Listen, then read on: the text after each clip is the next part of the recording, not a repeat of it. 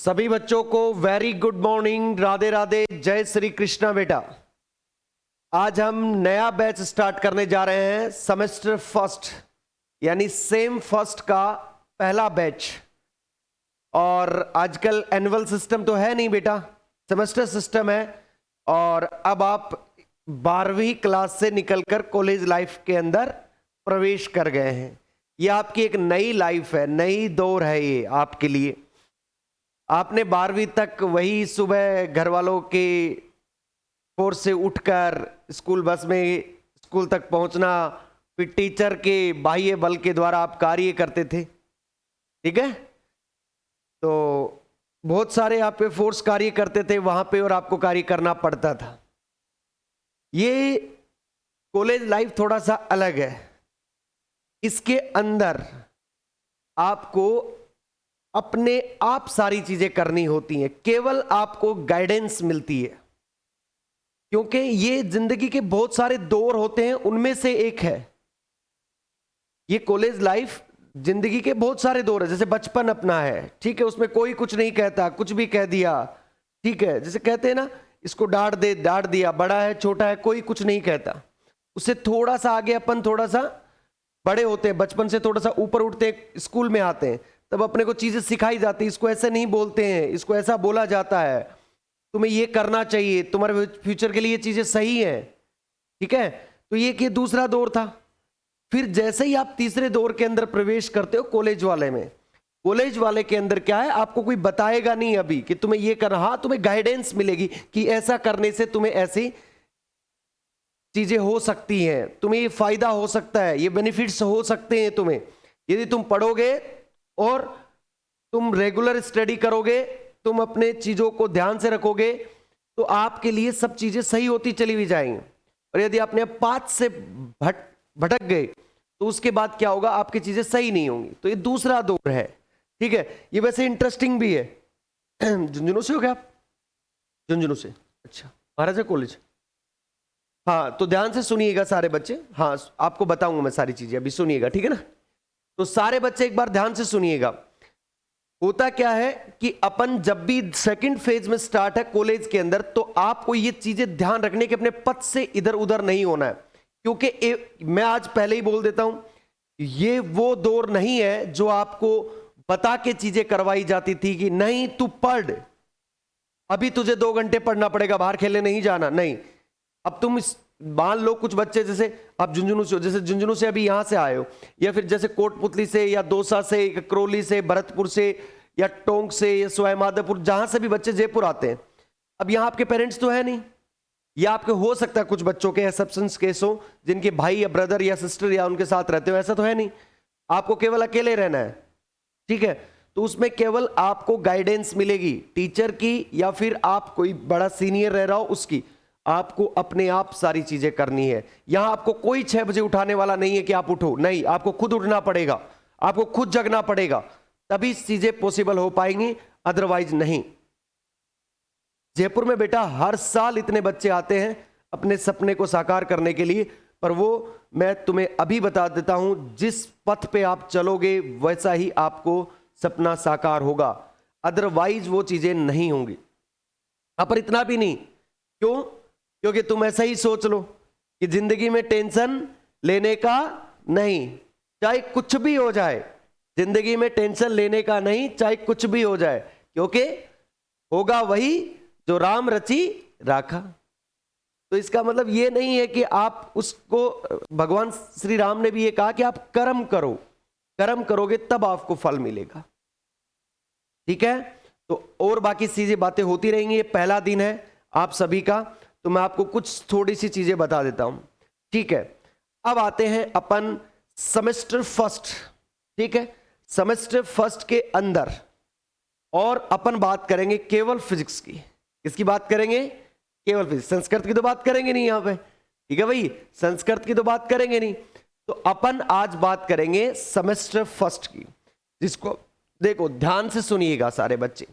जो semester first है उसके अंदर आपका जो फिजिक्स का जो सिलेबस है वो आपका है मैकेनिक्स का, ठीक है। किसका है? Mechanics and wave and oscillation का, ये आपके बुक चलेगी सेपरेट, ये फिजिक्स की एक बुक चलेगी। तो इसमें ध्यान से सुनिए, कुछ यूनिवर्सिटीज है जैसे मत्स्य है, शेखावाटी यूनिवर्सिटीज है, इनके पहले सेमेस्टर के अंदर ऑब्जेक्टिव टाइप क्वेश्चंस आएंगे। जैसे कोई क्वेश्चन दिया और उस क्वेश्चन के 4 ऑप्शन दे दिए, तो ये पहले सेमेस्टर के अंदर इस टाइप के क्वेश्चन आएंगे, तो वो भी आपको सारे करवाए जाएंगे। तो बेसिकली ये जो कोर्स होगा वो सारे सेमेस्टर्स के, जो सारी यूनिवर्सिटीज है उनके सेमेस्टर्स के लिए होगा। जैसे राजस्थान यूनिवर्सिटी, मत्स्य, ब्रज यूनिवर्सिटी और आपकी शेखावाटी यूनिवर्सिटी, इन सभी जो राजस्थान के अंडर जितनी भी यूनिवर्सिटीज आती हैं, जैसे मोहनलाल सुखाड़िया यूनिवर्सिटी उदयपुर वाली हो गई, एमडीएसयू हो गई अजमेर वाली हो गई, ठीक है, तो ये जितनी भी यूनिवर्सिटीज हैं ये सब राजस्थान के अंडर आती है। और इनमें फर्स्ट जो सेमेस्टर चलेगा उसके अंदर मैकेनिक्स बुक चलेगी आपकी। कौन सी बुक चलेगी?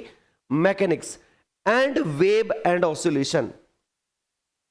तो कुछ जगह पे वेव एंड ऑसिलेशन का पार्ट अलग है, उसको अलग करवाएं। तुम्हारे सेम ही है महाराज वालों के, है ना, वही पार्ट है, ऐसा नहीं है। पर कुछ यूनिवर्सिटीज में वेव एंड ऑसिलेशन का पार्ट अलग चलेगा। जैसे आपके जो आपका ऑनर्स वाले बच्चे हैं राजस्थान यूनिवर्सिटी में, उनके लिए वेव एंड ऑसिलेशन का पार्ट अलग चलेगा, सेपरेट चलेगा, ठीक है। तो उनके लिए भी वो चीजें मिल जाएंगी, आपको घबराने की कोई आवश्यकता नहीं है। तो हम बिना टाइम वेस्ट किए हुए आज स्टार्ट करते हैं, श्री गणेशाय नमः करते हैं, ठीक है। तो डालो बेटा, ऊपर ऊपर लिख दे श्री गणेशाय नमः, ठीक है। और एक अच्छी सी नोटबुक डाल लेना भैया, मैं पहले बोल रहा हूं एक अच्छी नोटबुक डाल लेना, ठीक है।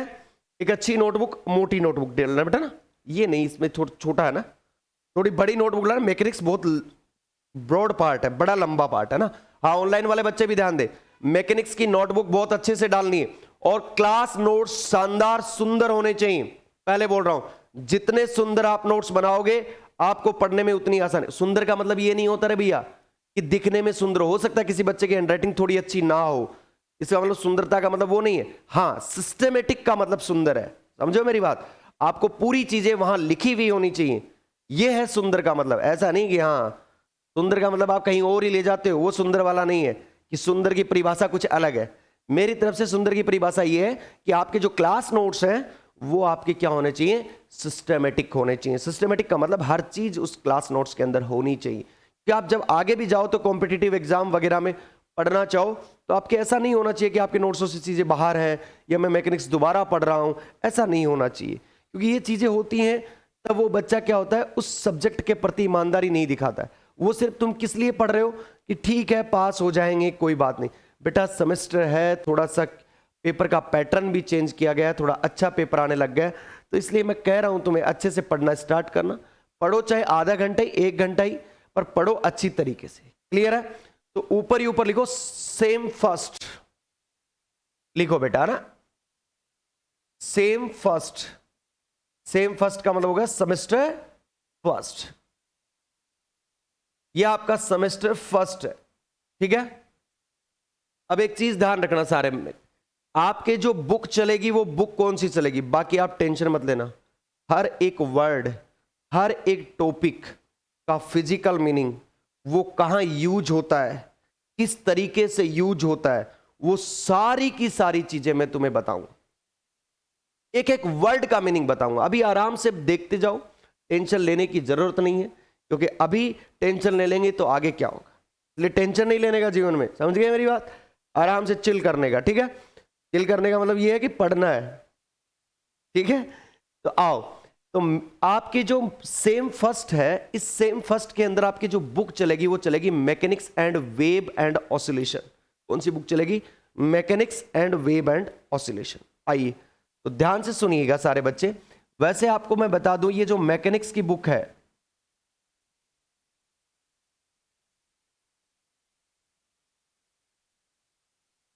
मैकेनिक्स एंड, ये पहले मैकेनिक्स का पार्ट अलग है और वेव एंड ऑसिलेशन का पार्ट अलग है। मैं तुम्हें अभी बता देता हूं, ठीक है ना, आगे जाके बताएंगे तुम्हें।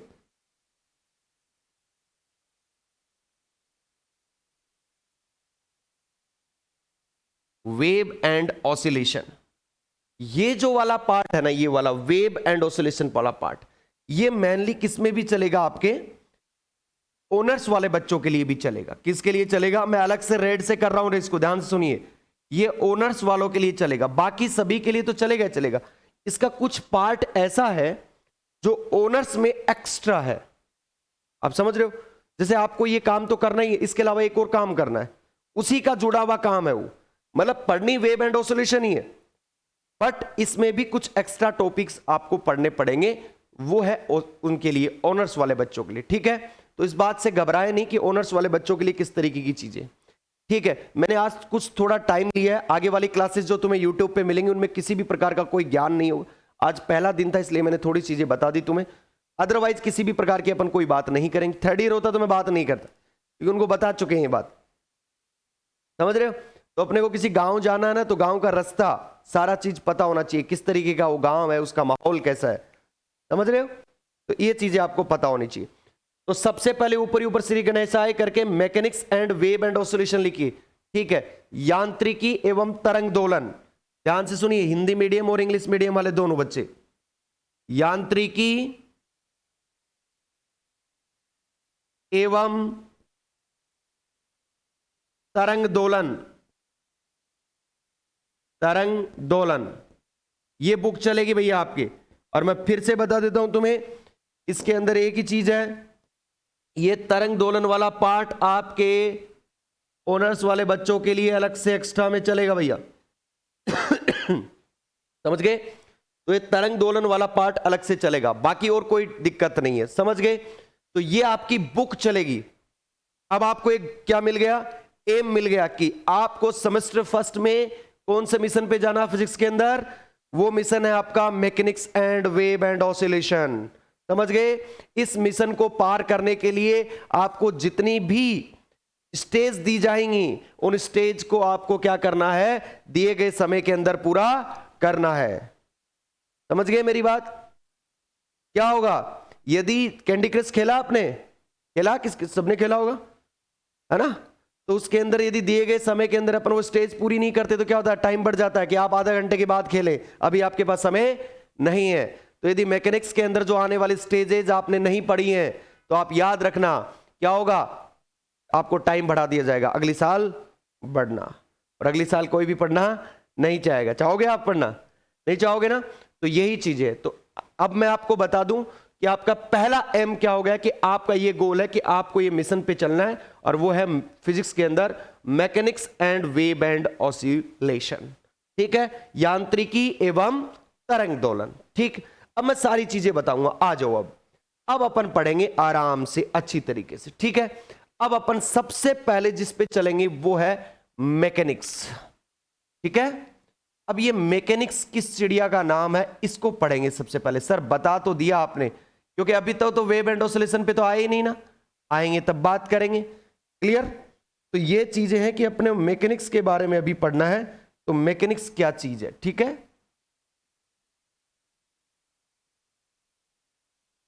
ये मैकेनिक्स, इसके बारे में पढ़ना सबसे पहले, मैकेनिक्स क्या चीज है। क्योंकि मैकेनिक्स आपकी बुक है तो मैकेनिक्स के बारे में पता होना चाहिए कि मैकेनिक्स है क्या आपको, यानी यांत्रिकी क्या चीज है आपकी, ठीक है। हर चीज के बारे में बताऊंगा बेटा, एक एक चीज के बारे में, एक एक वर्ड के बारे में, टेंशन मत लो, इजी भाषा में।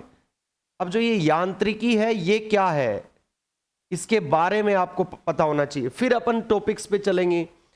तो ध्यान दीजिए, यांत्रिकी यानी मैकेनिक्स, मैंने इसके बहुत सारे पार्ट्स भी हैं, पर अभी के लिए मैं तुम्हें बताऊं तो भौतिक विज्ञान की वह शाखा, हिंदी मीडियम वाले सुने पहले, फिर आपको बताएंगे किस तरीके से। यानी भौतिक विज्ञान की वह शाखा, अपन जितनी भी फिजिक्स पढ़ते हैं वो ये पढ़ेंगे कि ये भौतिक विज्ञान की शाखाएं हैं। फिजिक्स एक पेड़ है और इसकी बहुत सारी शाखाएं हैं, उनको हमें पढ़ना होता है। उन शाखाओं में से एक शाखा है आपकी मैकेनिक्स। तो मैंने क्या वर्ड यूज किया कि भौतिक विज्ञान की वह शाखा, यानी उस पेड़ की वह शाखा, ठीक है। अलग अलग शाखा अलग अलग काम के लिए। तो भौतिक विज्ञान की वह शाखा जिसके अंतर्गत, समझ रहे हो मेरी बात, भौतिक विज्ञान की वह शाखा, उस पेड़ की वह शाखा जिसके अंतर्गत पिंड की गति का अध्ययन किया जाए, यांत्रिकी कहलाती। यानी पिंड की गति, यानी पिंड, मान लो मैं भी पिंड हूं एक, ऑब्जेक्ट हूं, मेरी गति हो रही है, ये एक मार्कर है, मार्कर को मैंने इसको छोड़ दिया, ये मोशन में है। इन सभी के बारे में हम मैकेनिक्स के अंदर पढ़ेंगे। अब इनके पढ़ने के तरीके, तौर तरीके भी कुछ अलग हैं, उनको भी समझेंगे। पहले मैकेनिक्स को समझना अच्छी तरीके से। यानी मैकेनिक्स क्या है? भौतिक विज्ञान की वह शाखा जिसके अंतर्गत पिंड की गति का अध्ययन किया जाए, यांत्रिकी कहलाती है। एक बार ध्यान से बोर्ड पे आए बेटा, ना है ना, एक बार ध्यान से सुनेंगे सारे। भौतिक विज्ञान की वह शाखा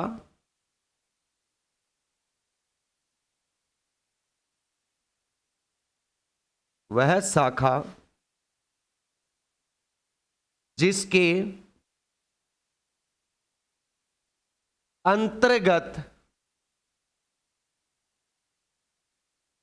पिंड की गति का, अब ध्यान से सुनिए, मोशन में है ना, वो ध्यान रखना कि मोशन क्यों हो रही, क्या हो रही, वो अलग पार्ट है। अभी सिर्फ मैं पिंड की गति का अध्ययन, पिंड की गति का अध्ययन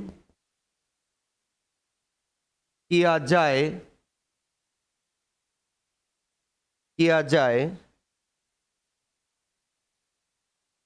यांत्रिकी कहलाती है।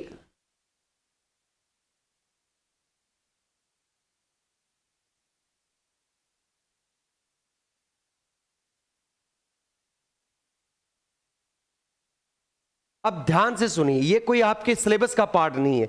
ये क्या होता है, जब स्टार्ट करते हैं तो आपको पता होना चाहिए। यानी भौतिक विज्ञान की वह शाखा जिसके अंतर्गत पिंड की गति का अध्ययन किया जाए, यांत्रिकी कहलाती है। क्लियर? तो ये जो आपकी जो शाखा, ये कौन सी शाखा है? मैकेनिक्स, जिसके अंदर पिंड की मोशन के बारे में अध्ययन किया जाएगा। ठीक है, और कुछ भी नहीं किया जाएगा। ठीक है, अब आते हैं, अब इंग्लिश मीडियम में सुनो, ध्यान से सुनिए। इसके अंदर mechanics is the branch of physics. किसकी ब्रांच है?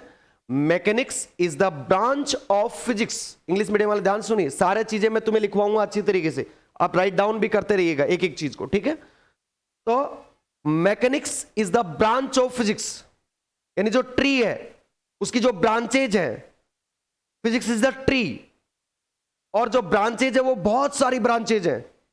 ठीक है, उन ब्रांचों में से एक ब्रांच कौन सी है? मैकेनिक्स। तो mechanics is the branch of physics. आराम से पढ़ना है भैया आपको, ठीक है, और याद भी यही करना। विच डील्स विथ,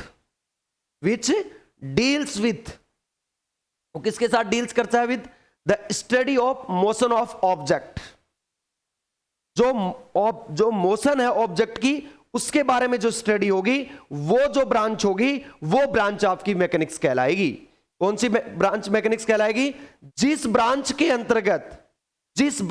अंतर्गत डील किया जाएगा मोशन ऑफ ऑब्जेक्ट, यानी जो ऑब्जेक्ट की जो मोशन हो रही थी वो मैं डील करूंगा, इसका मतलब वो मेरी क्या होगी? मैकेनिक्स। फॉर एग्जांपल, मैंने ये मार्कर यहां से ड्रॉप किया, रिलीज किया, तो इस मार्कर में, ये मार्कर मोशन में आ गया, पहले मोशन में नहीं, marker is the at rest point.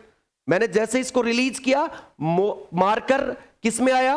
Motion में। और जो ये मोशन की जो स्टडी है, फॉर एग्जाम्पल मैं इसके बारे में सोचना चाहूंगा। जैसे ही मैंने आपको बोला मार्कर मैंने रिलीज किया, मार्कर क्यों रिलीज हुआ? क्योंकि नीचे ग्रेविटेशनल फोर्स लग रहा था।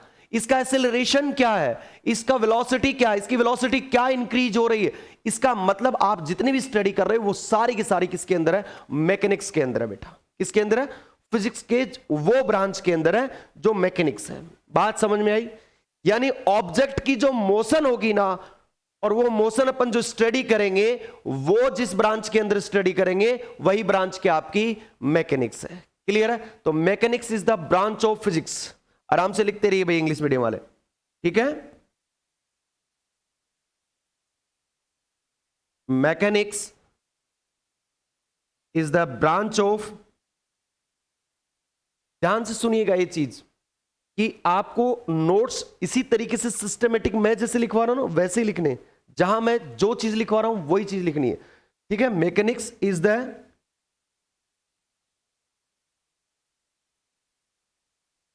Branch of physics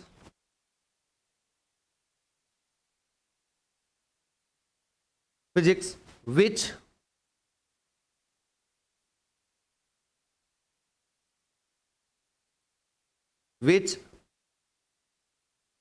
deals with the, अब यहां से physics, mechanics is the branch of physics, ये बहुत सारी ब्रांच आओ, जैसे electromagnetic is the branch of physics, ये सब में सेम रहेगा, ये भी सेम रहेगा, विच डील्स विद द, ये भी सब में सेम है, विच डील्स विद द, अब अलग अलग डील्स होंगी, इलेक्ट्रोमैग्नेटिक्स में अलग है, मैकेनिक्स में अलग है, ऑप्टिक्स में अलग है, न्यूक्लियर में अलग है, आपके क्वांटम में अलग है, ये वर्ड यहां से चेंज होगा, the study of, the study of motion of object, motion of object, ये है आपकी study of motion of object, ये क्या कहलाती है आपकी मैकेनिक्स। अब आइए ध्यान से, अपन ने सिर्फ केवल अभी मैकेनिक्स के बारे में पढ़ा, अब अपन मैकेनिक्स से आगे चलेंगे और आप देखते जाइए, एक एक वर्ड का अच्छा मीनिंग बताते हैं। यानी भौतिक विज्ञान की वह शाखा जिसके अंतर्गत पिंड के गति के बारे में पढ़ेंगे, वो ब्रांच कौन सी हो जाएगी, मैकेनिक्स हो जाएगी। क्लियर है, तो आप आराम से इसको उतारना, ठीक है। अब अपन आगे चलते, पहले ये आप डेफिनेशन लिख लीजिए, अब अपन मैकेनिक्स के बारे में पढ़ेंगे आगे, और फिर अपने जो कोर्स है, सिलेबस है, उसके बारे में बताएंगे कि आपको सिलेबस किस किस तरीके से बटा हुआ, आपका जो मिशन है उसकी स्टेजेज है, आपको 4 स्टेज पार करनी है मेनली इसके अंदर, ठीक है। यानी सेमेस्टर फर्स्ट के मिशन पे कितनी स्टेज है, 4, और उन स्टेजेज के अंदर क्या क्या आपके लिए मिशन है वो मैं कल आपको सिलेबस के अंदर बताऊंगा। पहले आप ये उतारिए, फिर इसके बारे में पढ़ते कि मैकेनिक्स कौन कौन सी चीजों में डील करेगी अभी, ठीक है। उतारो, इसको भी कैरेक्टराइज करेंगे अपन 3 पार्ट में, तो फटाफट उतारिएगा, उसके बाद आगे चलते, फटाफट उतारो। और कोई भाई हिंदी इंग्लिश में वगैरह में कोई मिस्टेक हो जाए तो देखो क्षमा चाहेंगे, ठीक है ना, ये फिजिक्स का पार्ट नहीं है, ठीक। तो आप खुद भी, जैसे इंग्लिश मीडियम वाले हैं उनको छोटे मोटे स्पेलिंग में भी कोई दिक्कत हो तो आप बोल सकते हैं, ठीक है ना। हाँ, और हिंदी मीडियम वाले तो आप लिख ही लोगे, आपको भी ऐसे लगेगी एकदम शुद्ध हिंदी, तो आप कुछ त्रुटि हो तो आप कुछ कर सकते हैं, ठीक है, उतारिएगा। बाकी फिजिक्स समझने में दिक्कत हो तब बात करेंगे अपन, ठीक है। उतारो फटाफट।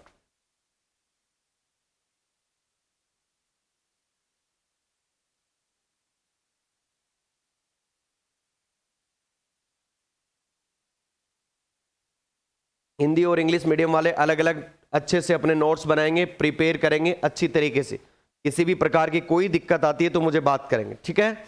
बाकी मैं देख लूंगा सारी चीजें, ठीक।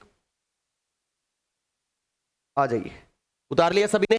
और एक चीज और देखो, ध्यान रखो, मैकेनिक्स छोटा पार्ट नहीं है बेटा, थोड़ा सा स्पीड, लगभग 10 दिन में आप थोड़ा सा मेरे साथ अटैच हो जाए, उसके बाद थोड़ा स्पीड बढ़ाएंगे इस बार, ठीक है ना। आपका ज्यादा से ज्यादा मुझे, क्योंकि आपका मिड टर्म वगैरह लगेंगे, मुझे जल्दी से जल्दी आपकी करीबन 2 या 2.5 यूनिट करवानी, ताकि आपके मिड टर्म में कोई दिक्कत नहीं हो। समझ रहे हो मेरी बात, आ जाओ। अब ये थी मैकेनिक्स, अब है मैकेनिक्स का पार्ट। मैकेनिक्स को मेनली 3 पार्टों में डिवाइड किया गया बेटा, यांत्रिकी को, ध्यान से सुनिएगा सारे बच्चे, इधर आ जाइए बोर्ड पे, ठीक है ना, आओ आराम से सुनिएगा। मैकेनिक्स यानी यांत्रिकी,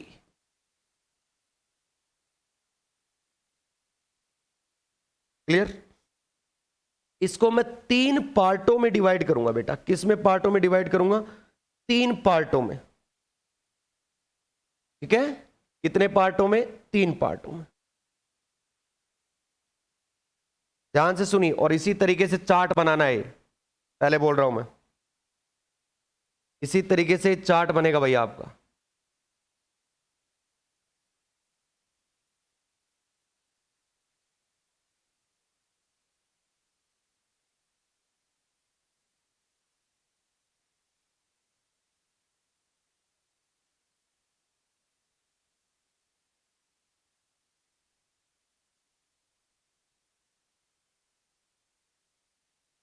हाँ, आओ।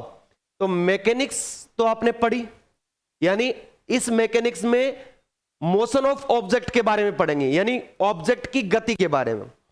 पर मुद्दा यह है कि इसके अंदर भी अपन बहुत सारे पार्ट्स है, इसको भी डिवाइड किया गया है।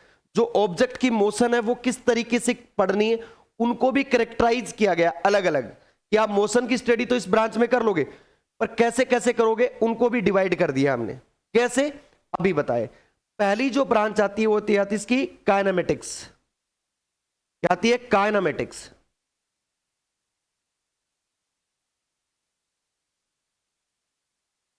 इसको थोड़ा इंग्लिश में ही रखना ना, इसको शुद्ध गति की भी बोलते हैं। क्या बोलते हैं इसको? शुद्ध गति की। लिखना चाहो तो हिंदी मीडियम वाले लिख सकते हैं इसको शुद्ध गति की। शुद्ध गति की। क्लियर? दूसरा जो इसका पार्ट पढ़ोगे ना, वो पढ़ोगे आप डायनामिक्स। क्या पढ़ोगे इसका? डायनामिक्स।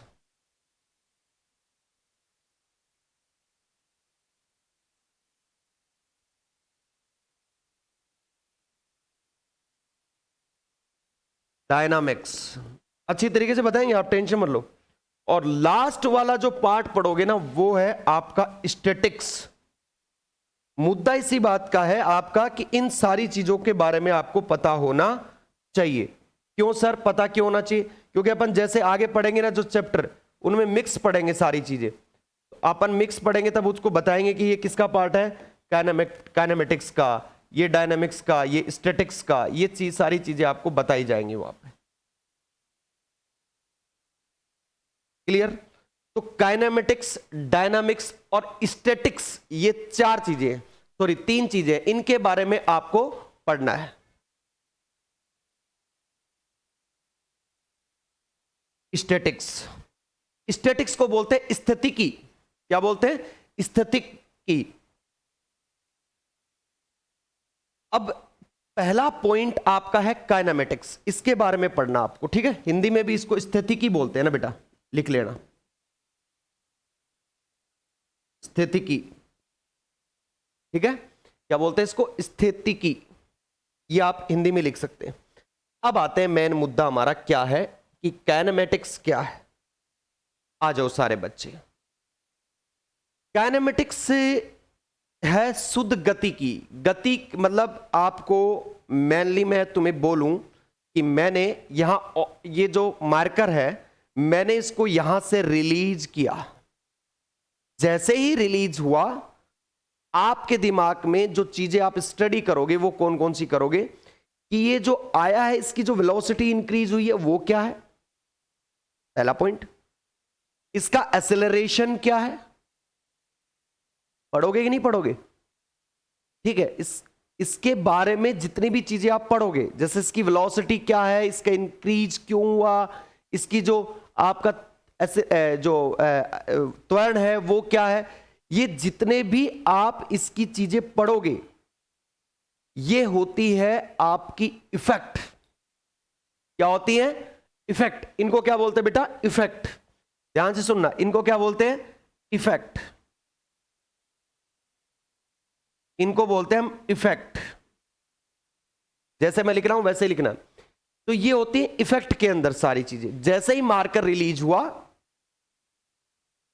ठीक, मार्कर नीचे आया, उसकी वेलोसिटी में इंक्रीज हुआ, उसका एक्सेलरेशन क्या है, ये सारी चीजें आपको स्टडी करनी है किसके अंदर? काइनेमेटिक्स के अंदर, शुद्ध गति के अंदर। क्लियर? तो सर इन चीजों को जो स्टडी कर रहे हैं, इन सारी चीजों को हम बोलते हैं इफेक्ट। इस मार्कर को यहां से रिलीज करने पर जो सारी चीजें हो रही है वो है दैट इज इफेक्ट।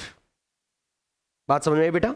यानी मार्कर यानी किसी ऑब्जेक्ट, मार्कर की कोई बात नहीं है, कोई भी ऑब्जेक्ट जब मोशन में आएगा तब हम उस मोशन के बारे में, उसका एक्सेलरेशन, वेलोसिटी, स्पीड वगैरह के बारे में कैलकुलेशन करेंगे। That is effect. वो क्या है? सारा इफेक्ट के अंदर आता है। किसके अंदर आता है? इफेक्ट के अंदर। दूसरा एक वर्ड होता है कॉज। क्या वर्ड होता है? कॉज। ध्यान से सुनना,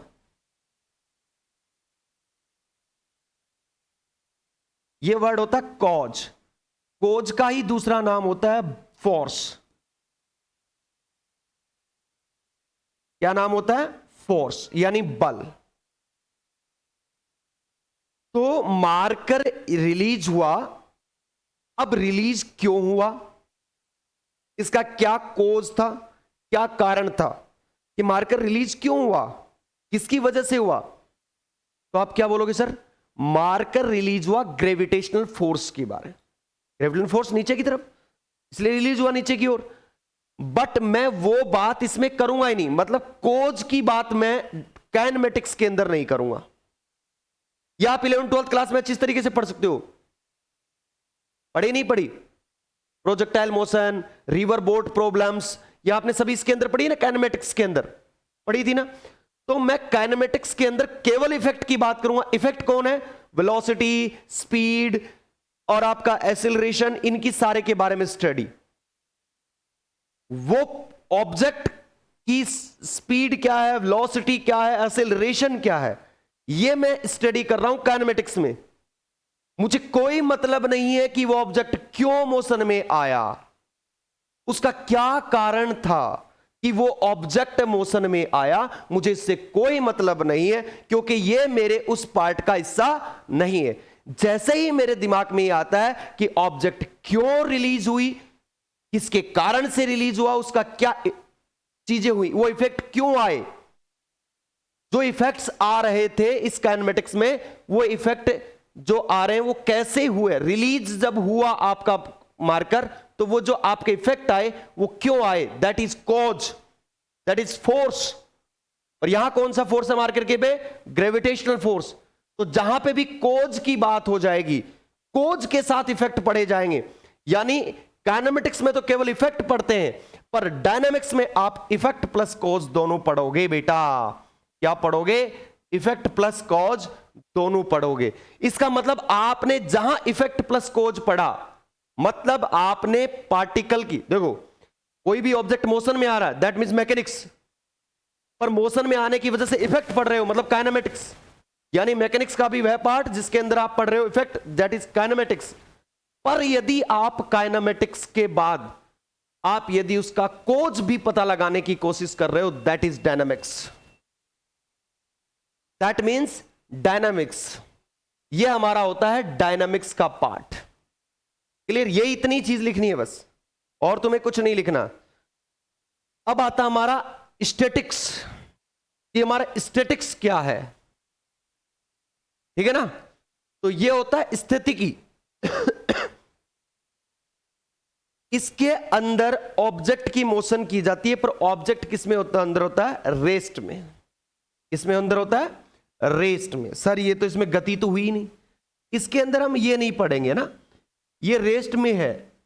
बट हम पढ़ेंगे कि कोई ऑब्जेक्ट रेस्ट में है, तब उसके ऊपर फोर्स जो काम कर रहे हैं उनके बारे में, यानी जो कोजेज हैं उनके बारे में। अरे सर ये क्या बात बता दी आपने, कंफ्यूज हो गए हम।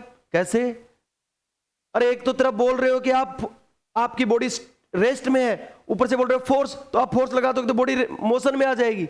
नो, ऐसा नहीं, ऐसा ये चीजें नहीं है कि बॉडी पे फोर्स लग रहा है और वो मोशन में ही आए, ऐसा संभव नहीं। कैसे? फॉर एग्जाम्पल मैं ये मार्कर मान लो, या कोई भी चीज लो, मार्कर, इस मार्कर के दोनों साइड से मैंने फोर्स लगाया, ये बॉडी रेस्ट में है ना, ये फोर्स जो मैंने लगाए हैं ये फोर्स इक्वल फोर्स है, मैग्नीट्यूडली एंड अपोजिट इन डायरेक्शन। मतलब जो ये फोर्स इस ऑब्जेक्ट पे काम कर रहे थे, वो दोनों आपके फोर्स मैग्नीट्यूड में सेम थे, ठीक, पर डायरेक्शन में क्या थे? अपोजिट। इसका मतलब उनका यदि परिणामी बल निकाला जाए, रिजल्टेड फोर्स निकाला जाए, वो क्या आएगा? 0। क्लियर? तो यदि आप रेस्ट में हैं और मोशन में किसी ऑब्जेक्ट के बारे में पढ़ रहे हैं, तो ये चीज देखिए बेटा, आपके ऊपर इक्वल एंड अपोजिट फोर्स जब लगेगा, इसका मतलब उसमें नेट फोर्स क्या हो जाएगा? ध्यान रखना, नेट फोर्स 0 रहेगा यहां पे। यानी इस स्टैटिक्स में अपन क्या करते हैं, किसी ऑब्जेक्ट के ऊपर जो फोर्सेस लग रहे हैं उनकी कोजेस के बारे में पढ़ते हैं, पर बॉडी किस में रहती है? रेस्ट में रहती है। मोशन में जब बॉडी रहेगी तब अपना ये पार्ट है 2। तो इसका मतलब आपके मैकेनिक्स का चार्ट ये है बेटा। अब इन तीनों का मिक्सअप पढ़ेंगे। आपने 11th 12th क्लास में इन तीनों को अलग अलग पढ़ा था, ठीक है। काइनेमेटिक्स को अलग पढ़ा, डायनामिक्स को अलग पढ़ा, स्टैटिक्स को अलग पढ़ा, ये सारी चीजें आपने अलग अलग पढ़ी थी। अब अलग अलग नहीं पढ़ेंगे, इनका मिक्सअप पढ़ेंगे, ठीक है। कहीं पे काइनेमेटिक्स यूज होगा, कहीं डायनामिक्स यूज होगा, कहीं पे आप स्टैटिक्स यूज होगा। तो आपको वहां चीजें बताएंगे कि आप 11th 12th से पढ़ के ऊपर आए हो, ठीक है। मैकेनिक्स बहुत अच्छा सब्जेक्ट है। आपने पढ़ा इफेक्ट क्या होते हैं, इफेक्ट प्लस कोजेज क्या होते हैं, कोजेज का ही मतलब फोर्स होता है, ये सारी रेस्ट में कैसे, बहुत सारी चीजें ऐसी हैं जो आपको कल ये बताया जाएगा। थोड़ा जैसे आगे चलेंगे तो आपको ये भी बताएंगे कि न्यूटोनियन मैकेनिक्स और आपकी जो Albert Einstein mechanics, Lagrangian mechanics, तीनों क्या क्या चीजें हैं, ठीक है, कहां कहां यूज होता है इनका। तो आप टेंशन ना लो, सब्जेक्ट की गारंटी इस बात की, आपको 15 दिन में इतना कंटेंट अच्छी तरीके से सिस्टमेटिक लिखवाया जाएगा, आपको खुद पता चल जाएगा कि कौन सी चीजें हो रही हैं, ठीक है। किस तरीके से सिलेबस अपना आगे बढ़ रहा है। आराम से 10 से 15 दिन आपकी यूट्यूब पे डेमो क्लासेज आएंगी, तो आप आराम से क्लासेज लीजिए। और आज तो ये शॉर्ट क्लास है, ठीक है, कल से शायद लाइव क्लास भी स्टार्ट कर दे अपन मॉर्निंग सुबह 7 बजे यूट्यूब पे। तो आप सारे बच्चे जुड़ जाइए। मैं आपको अभी बता रहा हूं कि आप जैसे ही बच्चे सारे जुड़ जाओगे तब अपन लाइव कंटेंट ऐड कर देंगे उसमें, ठीक है। तो ध्यान रखिए, इस पूरे चार्ट को बनाइएगा इसी तरीके से। ये सिलेबस का पार्ट नहीं है, इनमें से कुछ भी नहीं पूछा जाएगा, पर आपसे क्या होगा, मान लो प्रैक्टिकल चल रहा है, प्रैक्टिकल में केवल मैकेनिक्स है, आपसे कोई भी एग्जामिनर है आपको पूछ ले कि यार काइनेमेटिक्स क्या होता है, डायनेमिक्स क्या होता है, स्टैटिक्स क्या होता है, तो आपके पास जवाब होना चाहिए। या फिर आप मान लो पढ़ रहे हो कॉलेज में और आपके छोटे भाई बहनों ने पूछ लिया कि अरे भैया ये काइनेमेटिक्स बताना, तो क्या बताओगे आप, डायनेमिक्स और काइनेमेटिक्स में क्या करोगे, भाग जाओगे। ऐसा नहीं, आपको चीजें बतानी है, उसको समझानी है कि ये मोशन ऑफ ऑब्जेक्ट है, ये मैकेनिक्स का पार्ट है, और इसके अंदर अपन मोशन ऑफ ऑब्जेक्ट के जो इफेक्ट्स पढ़ रहे हैं ये काइनेमेटिक्स का पार्ट है, और अपन जो कोजेस प्लस इफेक्ट पढ़ रहे हैं ये डायनेमिक्स का पार्ट है, और स्टैटिक्स में अपन पढ़ रहे हैं कोज के बारे में, ऑब्जेक्ट के बॉडी किस में रहनी चाहिए, रेस्ट में। क्लियर। तो ये सारी चीजें इनको राइट डाउन कीजिए, फिर आगे चलते हैं। फटाफट राइट डाउन कीजिए बेटा ना, फटाफट, तुरंत प्रभाव से।